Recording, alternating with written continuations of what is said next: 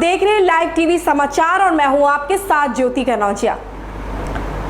संत स्वामी नारायण चैतन्य से की वार्ता। प्रसिद्ध संत एवं कथावाचक स्वामी श्री नारायण चैतन्य महाराज जी ने पूर्व नगर पंचायत अध्यक्ष राम बाबू मिश्रा के आवास पर आयोजित श्रीमद् भागवत कथा के विराम दिवस के बाद लाइव टीवी से वार्ता करते हुए कहा, अमृत से मीठा अगर कुछ है तो वह श्री कृष्ण का नाम है। सत्यता के मार्ग पर चलकर परमात्मा प्राप्त होते हैं। मन, बुद्धि, इंद्रियों की वासना को यदि समाप्त करना चाहते हो तो हृदय में परमात्मा की भक्ति की ज्योति को जलाना पड़ेगा। इस अवसर पर उन्होंने अनेक विषयों पर आध्यात्मिक चर्चा की। लालकुआं शहर में 7 दिवसीय श्रीमद् भागवत कथा का भव्य आयोजन स्वामी श्री चैतन्य नारायण महाराज जी के सुधामयी वाणी की धार से हुआ। आध्यात्मिक यादों की महक में यह भागवत अपने आप में बड़ा ही अद्वितीय रहा। स्वामी जी की सुधामयी वाणी की धार से लोगों ने श्रीमद् भागवत कथा का श्रवण करके अपने जीवन को धन्य किया।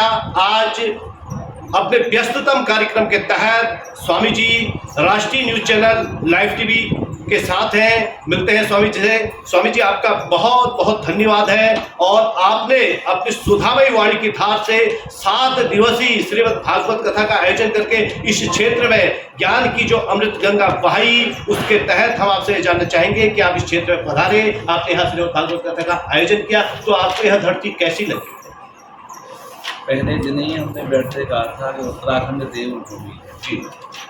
जैसे दिल्ली राजनीति की राजधानी है, चेन्नई औद्योगिक राजधानी है जी, मुंबई आर्थिक राजधानी है जी जी, उत्तराखंड देवभूमि ये अध्यात्म की राजधानी है और यहाँ का वातावरण अध्यात्म में है ही है जी।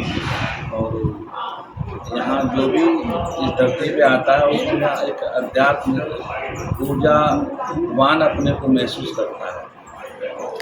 यहाँ व्यक्ति देखे साधन, भजन, उपासना, कथा, वार्ता जो भी कुछ करता है तो सुनने में उनकी लगन जल्दी लगती है और अच्छा महसूस करते हैं लोग सुन करके। तो गुरु जी, एक चीज और जानना चाहेंगे, भागवत के अलावा कहीं पर चतुश्लोकी भागवत का जिक्र आता है। ये चतुश्लोकी भागवत क्या है, इसका क्या होता है? भागवत में ही आता है चतुश्लोकी भागवत। 4 श्लोकों की भागवत हुआ करती थी जी। ब्रह्मा जी को उपदेश हुआ तो उसी 4 श्लोकों की भागवत को वेद व्यास जी ने 18,000 श्लोकों में परिणत किया है, क्योंकि गूढ़ है, विस्तार से इसको किया है वेद व्यास जी ने।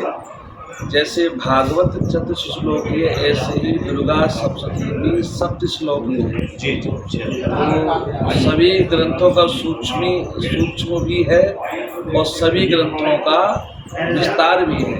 भागवत कथा 18,000 श्लोकों में उन 4 श्लोकों से ही उसको विस्तार किया गया है। अच्छा गुरु जी, एक चीज़ यह है कि भागवत के भीतर सनातन आनंद की बात आती है और मनुष्य भी कहीं ना कहीं सनातन सुख तो चाहता है, लेकिन वो ऐसा कौन सा कारण है कि वो पाप की ओर चलाता है कि भागवत में इस चीज़ का कोई समाधान है? सुख चाहि मूढ़ न धर्म रता है। और हमारे धर्म शास्त्रों में कहा गया है, सुखंच न बिना धर्मा तस्मा धर्म करो भवेत्। प्राणी मात्र आज सुख तो चाहता है लेकिन धर्म कर्म से वो बचा घूमता है।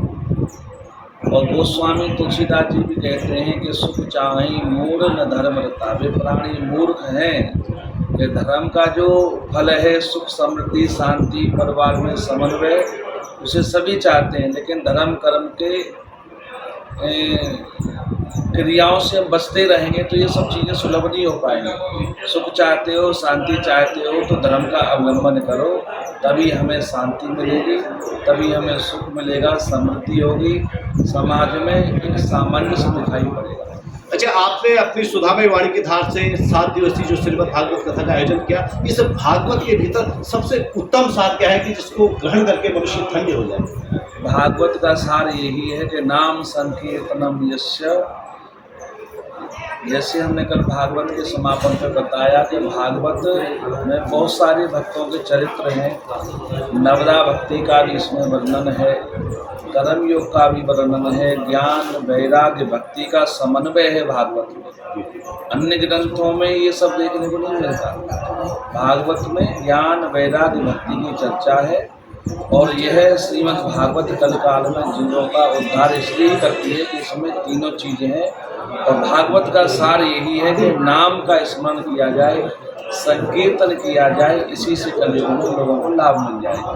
अच्छा गुरु जी, एक चीज़ और है, आज वर्तमान समय में जो युवा पीढ़ी है खासतौर से वो नशे के दलदल में फंसती जा रही है, तो अध्यात्म में कोई ऐसा मार्ग है कि जिससे वो इन बुराइयों से बच सके और किस तरह से वो इन बुराइयों से बच सकती है, इस बारे में आपके क्या विचार है? युवा वर्ग को अगर दिशा सही मिल जाए तो उनकी दशा भी सुधर जाएगी। दिशा उनकी सही नहीं, आजकल जैसा वातावरण चल रहा है, इस चकाचौंध भरे वातावरण में युवा भटक रहा है, क्योंकि ये कहीं न कहीं हमारे बड़े बूढ़ों की ही कमी मानी जाएगी जिन्होंने बच्चों को इस लाइन पर नहीं लगाया अथवा उन पर ध्यान नहीं दिया गया। अगर ध्यान दिया जाए तो हमारा युवा भटकने से बच जाएगा। युवा सत मार्ग पर लग रहा है, ऐसा नहीं युवा भी भक्ति कर रहे हैं, लोग जागृत हो रहे हैं, लेकिन जो भटके हुए प्राणी हैं, भटके हुए जो लोग हैं, वो नशे के दलदल में फंसते जा रहे हैं। उनको यही कहना है कि इससे मानव जीवन तो खराब होता ही है और आर्थिक हानि भी होती है। जीवन में इससे कोई सार नहीं है, लाभ नहीं है। जब इसको भगवान की भक्ति का नशा हो जाएगा तो वो नशा भूल जाएगा। बहुत सुंदर बात। गुरु जी, आप स्थानीय उत्तराखंड के जनमानस को अपने विशेष संदेश में क्या कहना चाहिए? यही कहना चाहते हैं कि सभी लोग आपस में भाईचारे के साथ रहें, मिलजुल के रहें, समाज में एक अच्छा वातावरण बने, ऐसा माहौल तैयार करना चाहिए। छोटी छोटी बातों पर हमें एक दूसरे से झगड़ना नहीं चाहिए, मिल करके उन समस्याओं का निदान हल ढूंढना चाहिए। आपस में सब मिल के रहें तो परिवार में जैसे मिल के रहते हैं वैसे ही समाज में मिल के रहें तो इससे एक भाईचारा बढ़ेगा और समाज में सत्यम शिवम सुंदरम की लहर तोड़ेगी। इन्हीं भावनाओं के साथ हम वाणी को विराम देंगे। अच्छा, एक चीज़ और विराम से थोड़ा सा पहले और कि आज आप यहाँ पर यह जिन्होंने श्रीमद् भागवत कथा की, महाराज जी ने, मिश्रा जी ने श्री शिव महापुराण की घोषणा भी की है और यह भी घोषणा की कि आपके श्री मुख से ही श्री शिव महापुराण कथा का वाचन स्थानीय जनमानस करेंगे। तो थोड़ा सा दो शब्द श्री शिव महापुराण के षडाक्षर मंत्र की महत्ता पर ओम नमः शिवाय का क्या? अभी तो भागवत आज संपन्न हुई है, अभी तो कृष्ण नाम की मस्ती चढ़ी हुई है। जी जी। शिव नाम की जब मस्ती आएगी तब कहा जाएगा, लेकिन पंचाक्षर मंत्र के लिए कहा गया है। एक शिव ही ऐसे देवता हैं जिनकी पूजा चारों ओर से खड़े होकर की जा सकती है। जी जी। चाहे आप पूरब से जल चढ़ा लीजिए भगवान शंकर को, चाहे पश्चिम से, चाहे उत्तर से, चाहे दक्षिण से। भोलेनाथ का जो शिवलिंग है पंचमुख का है, पूर्व मुख से ना निकला है, नमः शिवाय का ना निकला है, और उत्तर मुख से माँ निकला है। पूर्व पश्चिम नारायण, पूर्व हो गया, उत्तर से माँ निकला है, पश्चिम से शिकार शब्द निकला है और दक्षिण रेखा से यकार निकला है जी। और ऊपर जो शब्द भोलेनाथ का जो मस्तक है, यानी पांचों अक्षर भगवान के एक एक मुख से निकले हैं। और जिन पर जो जल चढ़ाते हैं तो भगवान शंकर के पांचों मुखों का अभिषेक हो जाता है। इसलिए शिव जी को जो प्रिय है, शिव जी को जलधारा शिव प्रिय, शिव जी को जलधारा प्रिय है। बारीक बारीक धारा से शिव जी का अभिषेक करना चाहिए।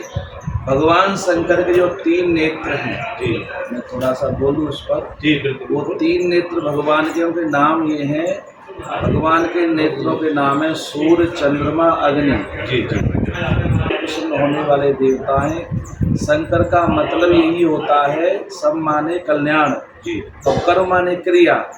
तो मंदिर में जाते ही तुम शंकर शंकर बोल दो तो तुम्हारा कल्याण हो गया। सम सुखम करोति थी शंकर। शंकर कहते हैं जो सबका कल्याण करे। ऐसे भोलेनाथ सबका मंगलमय करे, सबका कल्याण करे। जब शिवपुराण मिश्रा जी का संकल्प हुआ है तो वो भी पूर्ण होगा।